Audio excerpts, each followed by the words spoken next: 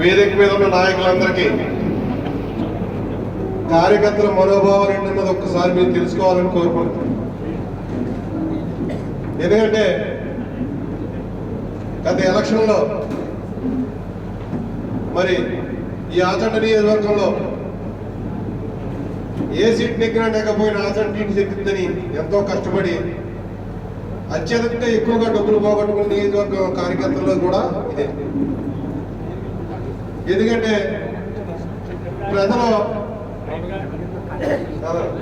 ప్రజలందరూ కూడా మనం ఎన్నో కార్యక్రమాలు చేసి మన పక్కనే ఉండాలనుకుంటున్నాం.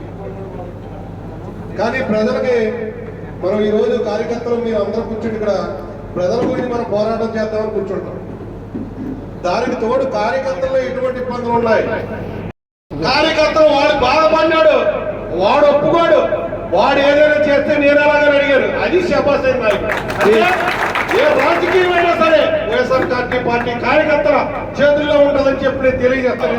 అదే రకంగా జరిగింది. ఎక్కడైనా సరే అయ్యాల ఇన్ఛార్జ్ చేయకపోయినా సరే కార్యకర్తలు ఎండగా మనం కార్యకర్తలకు ఇబ్బంది కలిగితే మనం పోరాటం చేద్దామని చెప్పి మీ అందరికి సభాముఖంగా తెలియజేస్తుంది. మీ అందరికీ ఎండగా మరి ఈ రోజు వచ్చిన పెద్దలందరూ కూడా మనోభావాలు అర్థం చేసుకుని ఆచరణీయంలో జరుగుతున్న కొన్ని పరిణామాలని మరి పెద్దలు తీసుకుని దాని హైకమాండ్ దృష్టిలో పెట్టి మీరు ఏ రకంగా చేస్తారని చెప్పని నేను తెలియజేసే అవకాశం మీ అందరికీ ఉదయపూర్వక ధన్యవాదాలు. గుర్తించుకోవాల్సిన పరిస్థితి ఉంది.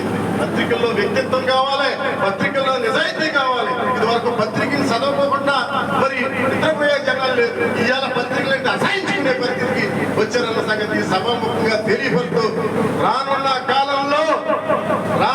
కాలంలో అందరూ సైనికుల్లాగా వచ్చిన పరిస్థితి ఉంది. నేను ఇంకో విషయం కూడా చెప్తున్నా.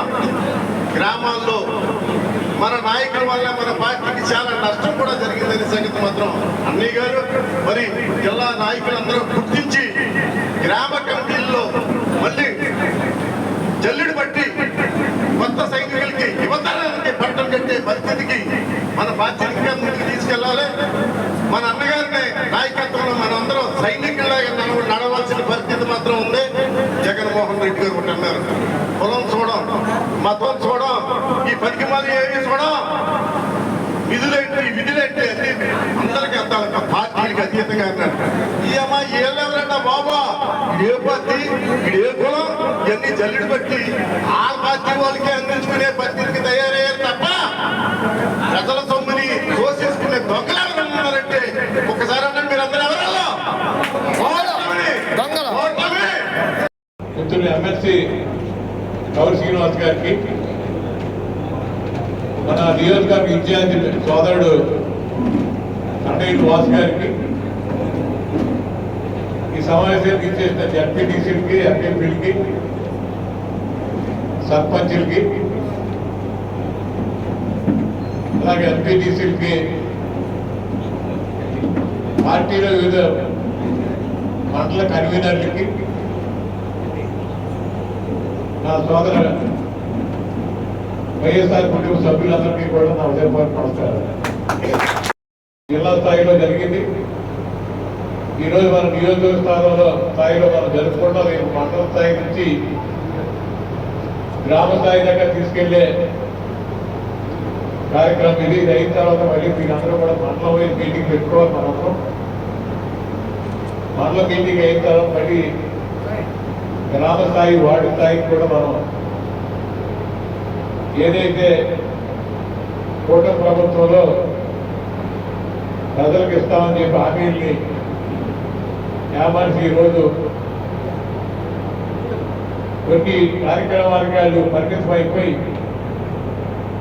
చేస్తాడు. ఇవన్నీ కూడా ప్రజలకే గుర్తు చేయాలనే ఉద్దేశంతో మన నాయకులు ఈ కార్యక్రమాన్ని పెట్టడం జరిగింది. ఈరోజు మనం ఆంధ్ర ఓటు పెట్టుకుని వైఎస్ఆర్ పార్టీ కార్యకర్తలు కాబట్టి పని చేయించుకోవడం రాదు. ఎవరు కూడా సరిపోయింది మనకు అయితే. ఆడికి ఎత్తికిచ్చారు, వీడికి ఎత్తికిచ్చారు, ఆడికి ఎత్తికిచ్చారు, నాకు ఎత్తికి ఇవ్వలేదు.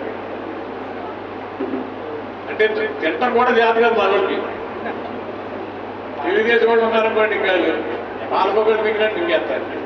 తప్పులు కూడా అవదు. మనకి తింటం రాదు.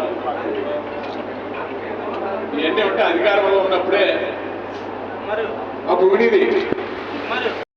పెద్దలకు ముఖ్యంగా చేసినటువంటి మన వైఎస్ఆర్ కుటుంబ సభ్యులందరికీ కూడా పేరు పేరున నా ఉదయపూర్వ నమస్కారాలు తెలియజేసుకుంటూ, మరి మన నాయకుడు ఆదేశాల మేరకు మరి రాష్ట్ర వ్యాప్తంగా బాబు షూరిటీ మోసం గ్యారంటీ అనే నినాదంతో ఒక కార్యక్రమం చేయాలి. ఎందుకంటే మరి ఎన్నికల ముందు ఇచ్చిన హామీలు సూపర్ 6 140 హామీలు అమలు చేయకుండా ఈరోజు అనేక అబద్ధాలు చెప్తూ అనేక మోసాలు చేస్తూ ప్రజల్ని ఈరోజు ఈ సంవత్సర కాలంలో వీళ్ళ పాలన చేయడం మనందరం కూడా చూస్తున్నాం.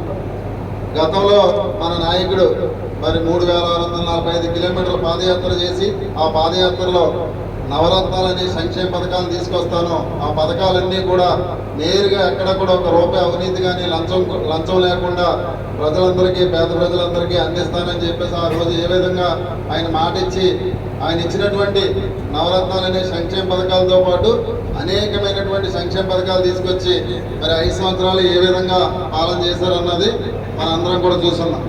కానీ ఈరోజు ఏదైతే చంద్రబాబు నాయుడు గారు కానివ్వండి, పవన్ కళ్యాణ్ గారు కానివ్వండి, ఎన్నికల ముందు ఈ సూపర్ 6 హామీల కోసం వాళ్ళిద్దరూ కూడా ఒక బాండ్ని తయారు చేసి ఆ బాండ్ మీద చెరోపక్క వాళ్ళ సంతకం పెట్టి మేము అధికారంలో రాగానే ఏవైతే సూపర్ 6 ఉన్నాయో ఆ సూపర్ 6 అన్నీ కూడా మీకు అమలు చేస్తామని చెప్పేసి వాళ్ళిద్దరూ కూడా సంతకం పెట్టడం జరిగింది. కానీ ఆ సంతకం పెట్టిన సూపర్ 6ని పక్కన పడేసి ఎవరైతే వైఎస్ఆర్ కాంగ్రెస్ పార్టీలో మరి యాక్టివ్గా ఉంటున్నారో వాళ్ళందరి మీద కూడా ఈరోజు అక్రమ కేసులు పెట్టి అక్రమ అరెస్టులు చేసి ఎంత ఇబ్బందికి గురి చేస్తున్నారు అన్నది మనందరం కూడా చూస్తున్నాం. కానీ వాస్తవానికి ఈరోజు మనందరం కూడా గొప్పగా గర్వంగా చెప్పుకునేది ఏంటంటే మన నాయకుడు జగన్మోహన్ రెడ్డి గారికి ఉన్న క్రెడిబిలిటీ, అలాగే మన పార్టీకి ఉన్న క్రెడిబిలిటీ ఈరోజు వాటితో మరింత దృఢంగా ప్రజల్లోకి వెళ్ళిందని నేనైతే అనుకుంటున్నాను. ఎందుకంటే ఈరోజు వైసీపీ పార్టీ కానీ జగన్మోహన్ రెడ్డి గారు కానీ ఏది చెప్తే అది తప్పనిసరిగా చేస్తారనే ఒక నమ్మకం ప్రజల్లోకి ఈరోజు చాలా స్పష్టంగా దృఢంగా వెళ్ళిందని, మరింత నమ్మకంగా మనం పార్టీని ముందుకు తీసుకెళ్లే పరిస్థితి వచ్చిందని చెప్పేసి నేను తెలియజేసుకుంటాను.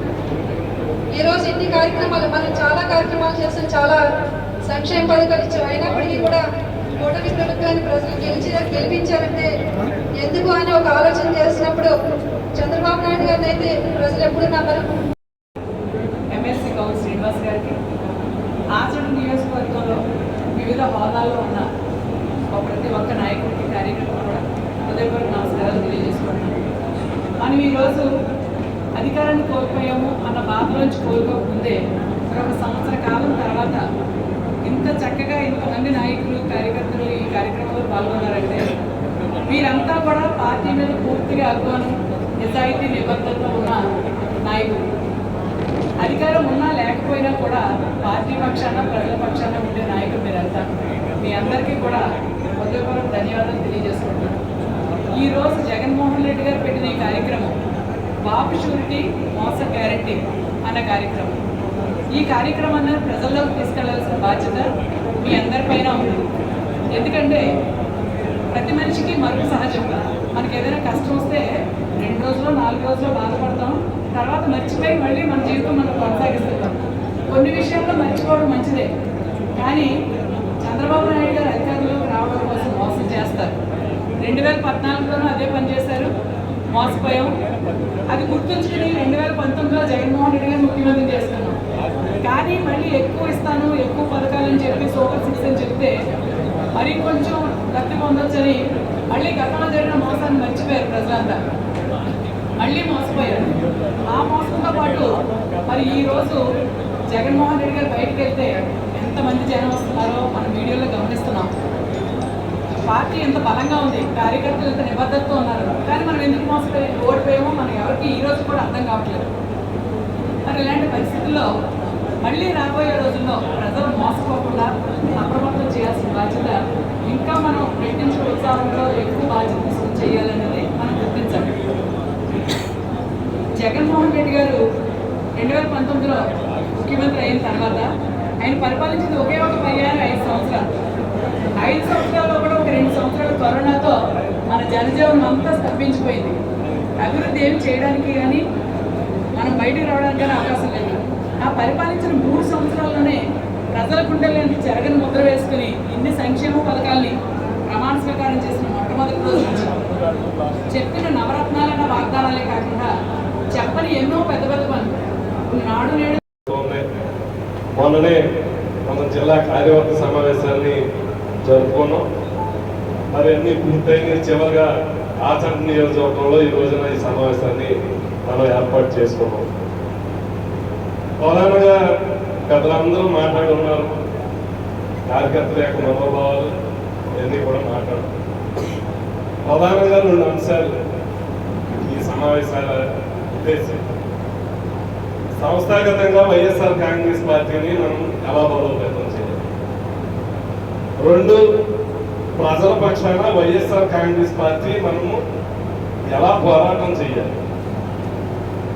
అంటే సహజంగా ప్రజల పక్షాన వైఎస్ఆర్ పార్టీ పోరాటం చేయాలి అని అంటే మనం అందరం కూడా సన్నిధంగా ఉన్నాం. సంవత్సరం కాలం అయింది ఈ ప్రభుత్వం ఏర్పడి.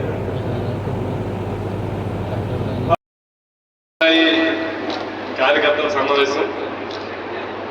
ఈ సమావేశానికి సభాధ్యక్షులు మాజీ మంత్రివర్యులు పెద్దలు చెరుపాడ శ్రీరంగనాథరాజు గారు, ఈ కార్యక్రమానికి ముఖ్య అతిథులు చేసినటువంటి పార్లమెంట్ పరిశీలకులు మురళీకృష్ణరాజు గారు, పార్లమెంట్ అభ్యర్థి ఉమాబాబు గారు, మిత్రులు శాసనమండలి సభ్యులు కౌశీర్ గారు, ఈ కార్యక్రమానికి చేసినటువంటి వైఎస్ఆర్ కుటుంబ సభ్యులందరికీ పేరు పేరున హృదయపూర్వకంగా నమస్కారాలు తెలియపరచుకుంటూ ఉన్నాం. ఇంకనే రాష్ట్ర వ్యాప్తంగా అన్ని నియోజకవర్గాల్లోని నియోజకవర్గాల విస్తృత స్థాయి సమావేశాలు జరుగుతూ ఉన్నాయి. మొన్ననే మనం జిల్లా కార్యవర్గ సమావేశాన్ని జరుపుకున్నాం. మరి అన్ని పూర్తయిన చివరిగా ఆచంట నియోజకవర్గంలో ఈ రోజున ఈ సమావేశాన్ని మనం ఏర్పాటు చేసుకున్నాం. ప్రధానంగా పెద్దలందరూ మాట్లాడుతున్నారు. కార్యకర్తల యొక్క మనోభావాలు ఇవన్నీ కూడా మాట్లాడుతున్నారు. ప్రధానంగా 2 అంశాలు ఈ సమావేశాల ఉద్దేశం. సంస్థాగతంగా వైఎస్ఆర్ కాంగ్రెస్ పార్టీని మనం ఎలా బలోపేతం చేయాలి. 2, ప్రజల పక్షాన వైఎస్ఆర్ కాంగ్రెస్ పార్టీ మనము ఎలా పోరాటం చేయాలి. అంటే సహజంగా ప్రజల పక్షాన వైఎస్ఆర్ పార్టీ పోరాటం చేయాలి అని అంటే మనం అందరం కూడా సన్నిధంగా ఉన్నాం. సంవత్సరం కాలం అయింది ఈ ప్రభుత్వం ఏర్పడి.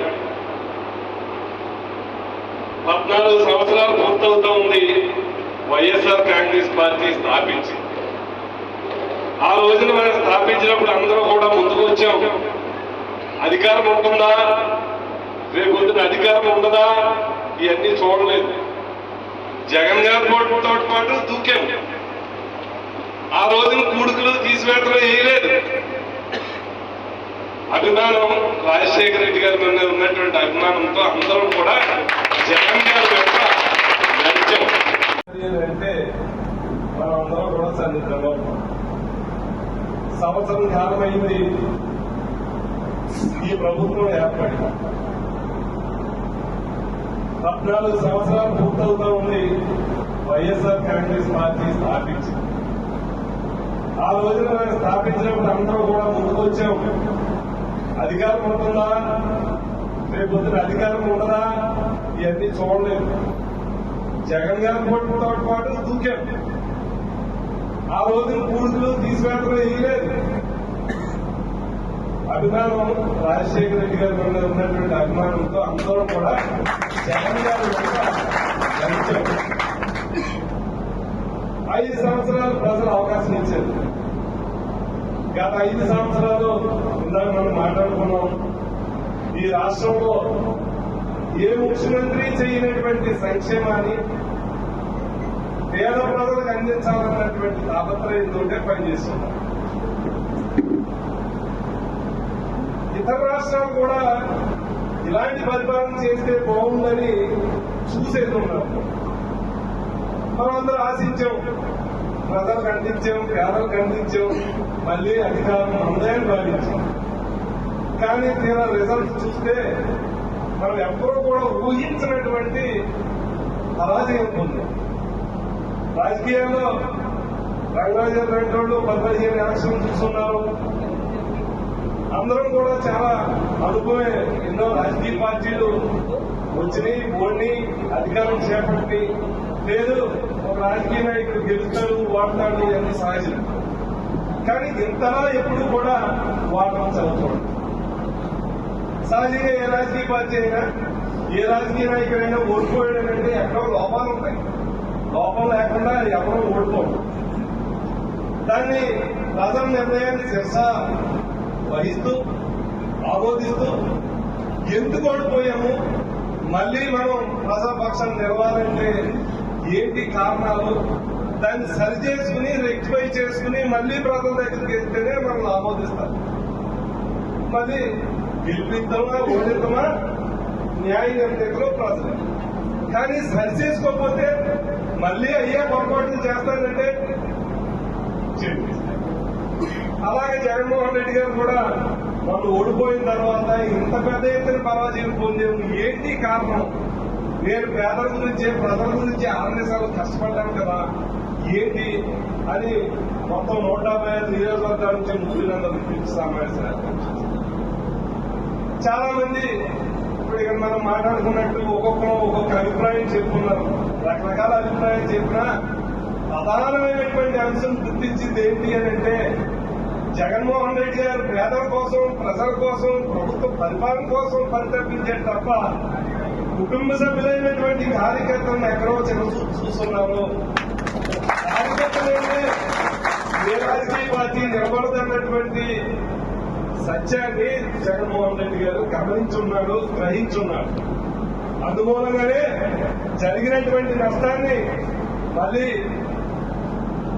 రెక్టిఫై చేసుకోవాలని ఈ సంవత్సర కాలం నుంచి ఎంపీపీ గారు మాట్లాడినా, సీతారాం మాట్లాడినా కార్యకర్తలే ధ్యేయంగా పనిచేస్తా ఉన్నాడు ఈ 13 నెలల కాలం. వైఎస్ఆర్ కాంగ్రెస్ పార్టీని సంస్థాగతంగా మళ్ళీ ఎలా బలోపేతం చేయాలి, రాష్ట్ర స్థాయి నుంచి మీరు చూస్తున్నారు, జిల్లా స్థాయి నుంచి మండల స్థాయి నుంచి రేపు గ్రామ స్థాయి, రేపు బూత్ స్థాయి వరకు కూడా ప్రక్షాళన చేసి ఎవరైతే చురుకైనటువంటి కార్యకర్తలందరినీ కూడా గుర్తించి ఈ రోజున రాష్ట్ర కమిటీల్లో కానీ, జిల్లా కార్యవర్గాల్లో కానీ, మండల కార్యవర్గాల్లో కానీ కార్యకర్తని ప్రయారిటీగా పెట్టుకుని మరి ఈ రోజున సంస్థాగతంగా వైఎస్ఆర్ పార్టీని బలోపేతం చేసే దిశగా పయనిస్తున్నటువంటి విషయాన్ని అందరికీ తెలియజేస్తున్నాం. ఏ మీటింగ్ లో చెప్పినా ఏమంటున్నాడు జగన్మోహన్ రెడ్డి, రాబోయే ప్రభుత్వంలో కీలక భూమిక కార్యకర్తే అని చెప్పడం జరిగిందన్నటువంటి విషయాన్ని.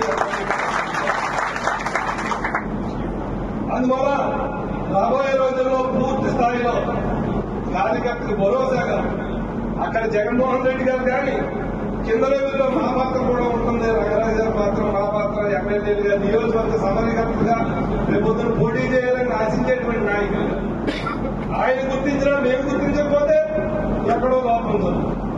మేము కూడా దాన్ని సరి చేసుకుని ప్రతి కార్యకర్తని, చురుకైనటువంటి నాయకుడిని తప్పనిసరిగా గుర్తించి ప్రయారిటీ ఇచ్చి భవిష్యత్తు రోజుల్లో పదవులు ఇచ్చేటువంటి సంక్షేమ హక్కు వచ్చినప్పుడు తప్పకుండా ప్రయారిటీ తీసుకుని గతంలో జరిగినటువంటి పొరపాటుని సరి చేసుకుంటాము అన్నటువంటి విషయాన్ని అందరికీ కూడా సరిగా తెలియపరుచుకుంటాం. మరి అలాగే మీరు చూస్తున్నారు, ఎక్కడో లోపాలు కూడా ఉంటాయి. ఎక్కడో మనకు కావాల్సిన వెనుకొట్టు కొడుతూ ఉంటారు. మన చుట్టూ తిరిగిన వాళ్ళే మనకు అన్యాయం చేయాలని చూస్తూ ఉంటారు. కానీ వైఎస్ఆర్ కాంగ్రెస్ పార్టీ క్రమశిక్షణ కలిగినటువంటి పార్టీ అన్నటువంటి విషయాన్ని మర్చిపోవాలి. మంత్రిగా చేసిన కూడా సస్పెండ్ చేశాం, శాసనమండలి సభ్యులను చేసిన కూడా పార్టీకి రూలు ధిక్కరిస్తే సస్పెండ్ చేసినటువంటి విషయాన్ని కూడా మీ అందరికీ గుర్తు చేస్తాం. అందువల్ల నియోజకవర్గంలో లేదు, జిల్లా స్థాయిలో, రాష్ట్ర స్థాయిలో జగన్మోహన్ రెడ్డి గారి ఆదేశమే శిరసా వహించాలా, పార్టీ నిర్ణయానికి కట్టుబడి ప్రతి ఒక్కరూ కూడా పనిచేయాలా. ఎవరైనా పార్టీ రూల్ దాటితే ఎంత వారినైనా సరే సస్పెండ్ చేసేటువంటి అవకాశం ఉంది అన్నటువంటి విషయాన్ని మీ అందరికీ సవినయంగా తెలియపరుస్తూ ఉన్నాం. ఆ దృష్టికి కూడా ఈ నియోజకవర్గంలో ఉన్నటువంటి ఒక రెండు విషయాలు కూడా మరి కార్యకర్తలు కూడా నా దృష్టి కూడా తీసుకొచ్చున్నారు. తప్పనిసరిగా పరిశీలి మొదటి కృష్ణరాజు గారు ఉన్నారు. ఆల్రెడీ పార్టీ దృష్టిలో పెట్టి ఎలాంటి రూల్ అతిక్రమించినా కూడా ఎవరైనా కూడా యాక్షన్ తీసుకునేటువంటి కార్యక్రమం ఉంటుంది. కష్టపడేటువంటి వారికి పదవులు ఇచ్చేటువంటి అవకాశం ఉంటుందని కూడా మీ అందరికీ కూడా సవినీయంగా తెలియదు.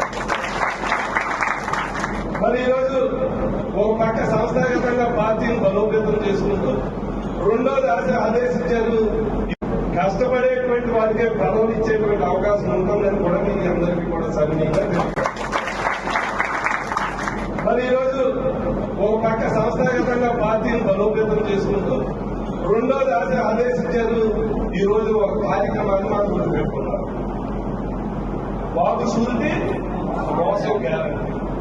ఎందుకు ఈ కార్యక్రమం తీసుకున్నాం? సహజంగా ఎన్నికలు అయ్యాక మనకి ఏమనిపిస్తుంది, మనకు ఓటేయలేదులే, వాళ్ళ బాబా నాకు పోతారు, కొంతకాలం ముదిరేద్దాం, వాళ్ళు బాధపడాలా, అది విషయం తెలియాలా, మోసపోవాలా, అప్పుడు కానీ అది కుదిరాదు అన్నటువంటి భావన సహజంగా ఉంది. కానీ వాళ్ళకి అధికారం గురించి లేదు ఈ వైఎస్ఆర్ కాంగ్రెస్ పార్టీ.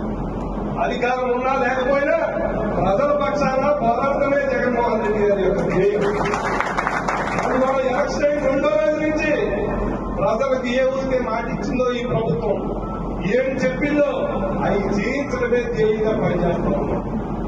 మమ్మల్ని ఓడించారు కదా పాపన పోతారని ముదిరేయకుండా మహిళలకు అన్యాయం జరుగుతుంటే రోడ్డెక్కాం, విద్యుత్ ధరలు పెరుగుతున్నాయంటే రోడ్డెక్కాం, రైతులు అన్యాయంగా ఇబ్బంది పడుతున్నారంటే రోడ్డెక్కాం, విద్యార్థులు అన్యాయంగా బలవుతున్నారంటే రోడ్డెక్కాం. ఈ సంవత్సర కాలం ప్రజల పక్షాన వైఎస్ఆర్ కాంగ్రెస్ పార్టీ పోరాటం చేస్తున్నాం. మరి ఈ రోజు ఒక సంవత్సరం పూర్తయింది. పెద్ద ప్రగతి సాధించేదని ఒక సంవత్సర కాలంలో ముందడుగని ఈ రోజు ఇంటింటికి వచ్చి ఈ కూటమి నాయకులు చెప్పుకుంటాం. ఏమని చెప్తున్నారు? కానీ ఈ రోజు గమనించండి, ఈ సంవత్సరంలో ఎన్నికల ముందు ఎన్నో హామీలు ఇచ్చారు. సహజంగా పెడతాను అంటే ఆశపడటం నాలో సహజం. జగన్ గారి కన్నా 4 రెట్లు ఎక్కువ ఇస్తాను, సంపద సృష్టిస్తాను, అప్పు చేయను, పేదలందరికీ పంచుతాను. సూపర్ 6 ఒక బాండ్ ఇచ్చారు ఎన్నికల ముందు. ఇక ఇక్కడ తెలుగుదేశం నాయకులు అందరూ ఇంటింటికి వచ్చి ఏంటి బాండు? చంద్రబాబు నాయుడిని పవన్ కళ్యాణ్ ఇద్దరు చెరువు పట్ట సంతకం పెట్టి మేము ప్రమాణం చేసి మీ దగ్గరికి పంపుతూ ఉన్నాం. రేపు పొద్దున్న నాకు ఓటేస్తే మీ ఒక్కొక్కరికి ఒక్కొక్క ఇంట్లో ఈ సూపర్ 6 లో లెక్కేసుకుంటే 6 పిల్లలు ఉంటే ఒక్కొక్కరికి 1500 సంవత్సరానికి 18,000, రైతు అయితే 26,000, చదువుకునే పిల్లలు అయితే ఒకళ్ళుంటే ఒకళ్ళు, ముగ్గురుంటే ముగ్గురు 15,000. 50 సంవత్సరాలు వస్తే ఎస్సీ, ఎస్టీ, బీసీ మైనార్టీలకి ప్రతి ఒక్కరికి పెన్షన్ ఇస్తాము, ఉచిత బస్సు అన్నాడు. ఇవన్నీ చెప్పేవా లేదా? ప్రతి ఇంటికి గ్యాస్ సిలిండర్, ఇవన్నీ హామీలు ఇచ్చి దీంట్లో ఎవరెవరికి ఏమేమి వర్తిస్తాయి? నిరుద్యోగులు వస్తే నెలకు 3,000, సంవత్సరానికి 36,000, 20 లక్షల ఉద్యోగాలు. ఇంటింటికి వచ్చి మీ ఇంట్లో ఎంతమంది ఉన్నారు? 2 ఆడవాళ్ళు ఉన్నారా? మీ ఇద్దరికి చెరువు 18,000, 36,000. రైతా మీకు 26,000. లేదు పెన్షన్, ఇవన్నీ లెక్కేసి మీరు కనుక తెలుగుదేశం ఓటేస్తే రేపు ₹1,00,000 లబ్ధి పొందుతారు. శుభాకాంక్షలు. ఇలా ఇంటింటికి అవకాశాలు వచ్చినట్టు ఒక్కొక్కరు వచ్చి మనకి ఆ బాండ్ ఇచ్చి సంతకం పెట్టి నాదాన్ని అని చెప్పి వెళ్తున్నారు. ఇవాళ అసలు ఆ చెప్పుని కాదు, జగన్మోహన్ రెడ్డి గారు ఇచ్చే ఎన్ని కార్యక్రమాలన్నీ తీశారు. జగన్ గారు వస్తే విద్యుత్ ఛార్జీలు పెంచేస్తున్నాడు, నేను వస్తే తగ్గిస్తాను, భారం వేయనప్పుడు. ఇంకా సంవత్సరం తిరగలేదు, 18,500 కోట్ల భారం ఈ రాష్ట్ర ప్రజల మీద వేసి పెంచాడా తగ్గించాడా? అంతకు ముందు ఇంటింటికి ఒక చౌకడి పోకు 3 రోజులు పనులు మానేసుకుని, పూర్వలు మానేసుకుని ఎదురు చూసి చౌకడి పోయి ఎప్పుడెక్కడా బియ్యం తెచ్చుకున్నాం, కోట బియ్యం. జగన్ గారు వస్తే ఏం చేశాడు? ఇంటింటికి డోర్ డెలివరీ చేశాం, ప్రతి ఇంటికి బియ్యం పంపించాం. మరి ఇప్పుడు ఏం చేస్తున్నాడు? మంచి చేస్తున్నాడా, చెడు చేస్తున్నాడా? జగన్ గారు అంటే రాజశేఖర రెడ్డి గారు అంటే ఆరోగ్యశ్రీ గుర్తొస్తుంది. పేదవాడికి ఇబ్బంది వస్తే ప్రభుత్వ హాస్పిటల్ కానీ ఆరోగ్యశ్రీ హాస్పిటల్ కానీ వెళ్తే వైద్యం అందేది. ఇవాళ 4,500 కోట్లు ఈ సంవత్సరంలో బాకీ ఉన్నారు గవర్నమెంట్ హాస్పిటల్, ప్రైవేట్ హాస్పిటల్ డబ్బులు కట్టగా. ఇప్పుడు వెళ్తే ఏమన్నారు? మీరు డబ్బులు కొట్టే వైద్యం చేస్తారు. వాస్తవమే కాదా? మీరు ఆలోచించండి. జగన్ గారు వేసినటువంటి ఉద్యోగాలు 3 లక్షల ఉద్యోగాలు, వేసిన ఉద్యోగాలు తీసేసాడు. ఈ 20 లక్షల ఉద్యోగాలు ఏం చూస్తున్నారు? వాలంటీర్లకి 10,000 ఇస్తారన్నారు. ఈ పక్క మంత్రి గారు అయితే జిమ్ పోచట్లో రెడీగా ఉంచుకోండి, నేను మీకు ఇంకెయిట్లే కాల్సిందని చెప్పాడు. ఇవన్నీ మాట్లాడుతుంటే ఏమి ఈ సంవత్సర పరిపాలనలో జరిగింది ఏంటంటే, ఎవడన్నా గట్టిగా మాట్లాడితే నీ ఆర్థిక తలసరా నేను లోనైనా 4,500 కేసులు పెట్టుకున్నారు ఈ రోజు వరకు వైఎస్ఆర్ పార్టీ నాయకుల మీద, కార్యకర్త సోషల్ మీడియా నాయకుల మీద. ఎందుకు? ఈ సంవత్సరంలో ప్రశ్నిస్తామని అంటున్నారు. మీరు గమనించండి. వైఎస్ఆర్ పార్టీ పరంగా మనం కూడా ప్రజల దగ్గరికి వెళ్ళవలసినటువంటి అవసరం. ఎప్పుడో ఎలక్షన్ వస్తుంది అప్పుడు లెక్క వేసుకున్నాం, అది కాదు. జగన్మోహన్ రెడ్డి గారు 2వ రోజు నుంచే ప్రజల పక్షాన నిలబడండి కార్యక్రమం. వాళ్ళు మోసపోయారని వాళ్ళు వదిలేకండి, మనం ఒత్తిడి చేయాలా, ఈ ప్రభుత్వం మీద ఒత్తిడి తేవాలంటున్నాడు. రైతుకి ఇబ్బంది అంటే ఇవాళ మామిడికాయ ధరలు చూడండి. మన టైంలో టన్ను 26,000, ఇవాళ 6,000 అంటే దిక్కులేదు. ఉదయం వెళ్ళిపోతున్నాం మామిడి. ఇవాళ నాకు చెప్పిన రైతురాజాలు 1 రోజు 2 రోజులు ఆలస్యమైతే ధాన్యం గురించి అమరావతి చేసేసి ఇవాళ 6,000 కోట్లు బకాయిలు ఉన్నారు. ఇంకా రైతులకి ఇవ్వాల్సినటువంటి నాకు చెప్పిన రైతురాజాలు 1 రోజు 2 రోజులు ఆలస్యమైతే ధాన్యం గురించి అమరావతి చేసేసి ఇవాళ 6,000 కోట్లు బకాయిలు ఉన్నారు. ఇంకా రైతులకి ఇవ్వాల్సినటువంటి ఒక ఆయన అయితే మాట్లాడితే ప్రశ్నిస్తానంటాడు. జగన్ గారి మీద ఊరికేరు పడిపోతాడు. చంద్రబాబు నాయుడు గారు ఇంటి మొత్తం చూపించి ఇది పాడావంటే పవన్ కళ్యాణ్ గారు కూడా ఇది పాడావు అంటే మాట్లాడేటువంటి పరిస్థితి లేదు. ఇవాళ నా మేడం గారు చెప్పారు, మహిళల మీద అగాయించారు, ఆ దిశ యాక్ట్ని తీసేశాడు. ఇలా ఒక్కొక్క జగన్ గారు ఏదైతే చేశాడో మనం ఏం చెప్పాం? ఎన్నికల ముందు ఏమన్నా మాట ఇచ్చామా? మేనిఫెస్టో లో ఇచ్చేస్తామని, ఇవన్నీ కొనసాగిస్తామన్నాం. కానీ చంద్రబాబు నాయుడు గారు మళ్ళీ మోసం చేశాడు. ఇది మోసం ఫస్ట్ టైమా? 2014లో 10 ఏళ్ళు అధికారం ఇవ్వలేదు, 2004 to 14. అవునే కదా? మళ్ళీ 14లో మళ్ళీ మోసపోయారు. లాస్ట్ మళ్ళీ 19లో పసుపు కుంకుమ అన్నారు, నమ్మలేదు, మనకు అవకాశం ఇచ్చింది.